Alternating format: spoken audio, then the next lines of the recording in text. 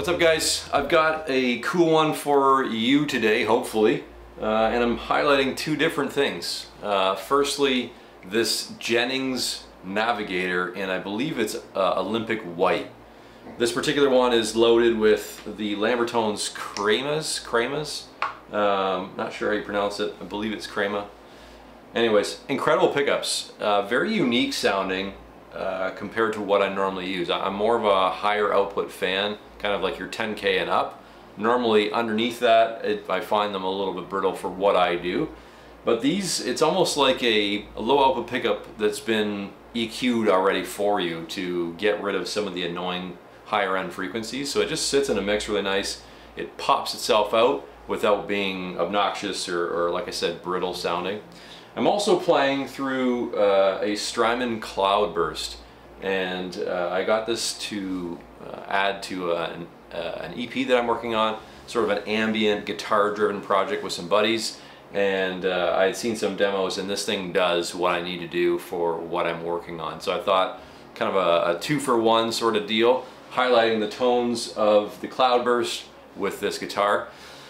I'm direct in, minus the addition of the Cloudburst, into Neural DSP's Morgan plugin.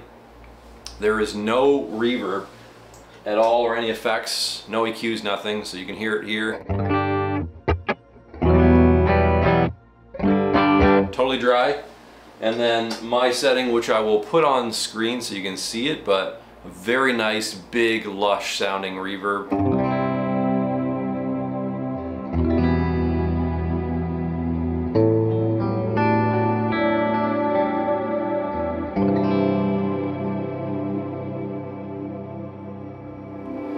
Really nice. I used to stack a lot of delays. I had one from Boss. I've used the Source Audio Ventress, sometimes stacked together. Some of the other Line 6 effects I'll use to kind of just wash out what I'm trying to do, big back chords when I'm recording, or background chords I should say.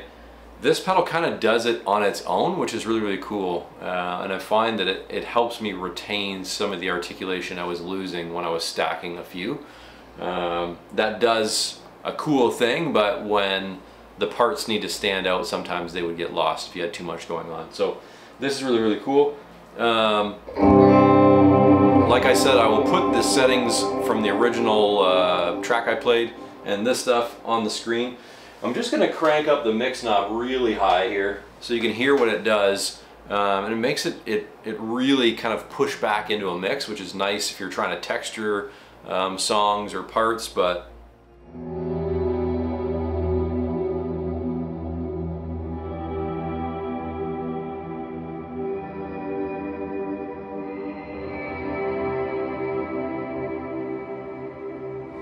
very interesting. I'll turn it back to kind of where I was at. This thing also has an interesting feature called ensemble, and there's two different positions, kind of a softer, mellower version and then a more predominant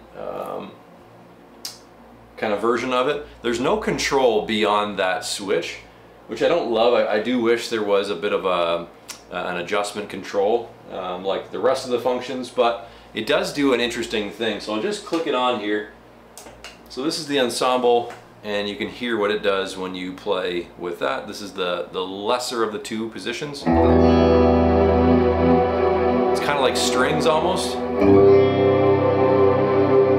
Again, I don't know if I would use this per se with guitar by itself. If you're doing pads or more ambient style stuff with a band, I could see it being cool in the background.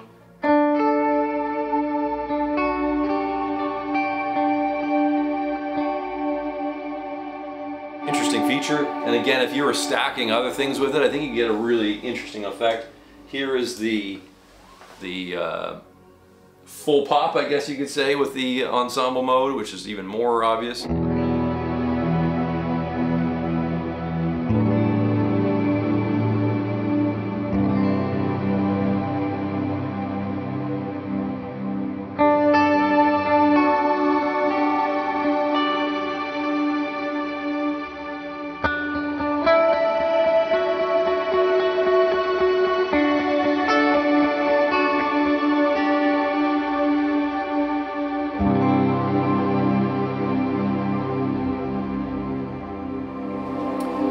anyways, really cool effect. Just a quick video to highlight it. I would highly suggest this if you're looking to do any sort of ambient parts, whether it's for kind of like a post-rock project. I see a lot of the praise and worship dudes that play in churches use this to fill space on a Sunday morning when someone's talking or other things are happening where the band's not completely playing.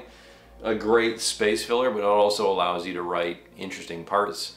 And for myself, on the project that I'm recording, it's just been really, really nice to add textures and sounds. And I bought a slide for the first time, which was interesting, but using this pedal with a slide is fun to kind of add more of those droning functions and features to the tracks, which is cool.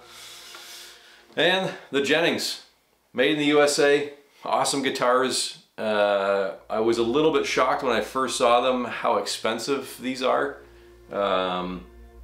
You know, it's not a complicated body shape. It's a pretty raw finish, which I like. There's not a lot to this that's different than things that you can get for around $1,000 bucks, but these are starting, I think, around the $2,500 US range and going up from there. I don't think it's maybe worth that much, but it is a really, really, really nice playing, sounding, feeling, looking guitar. So I guess do with that what you will. But anyways, thanks for tuning in.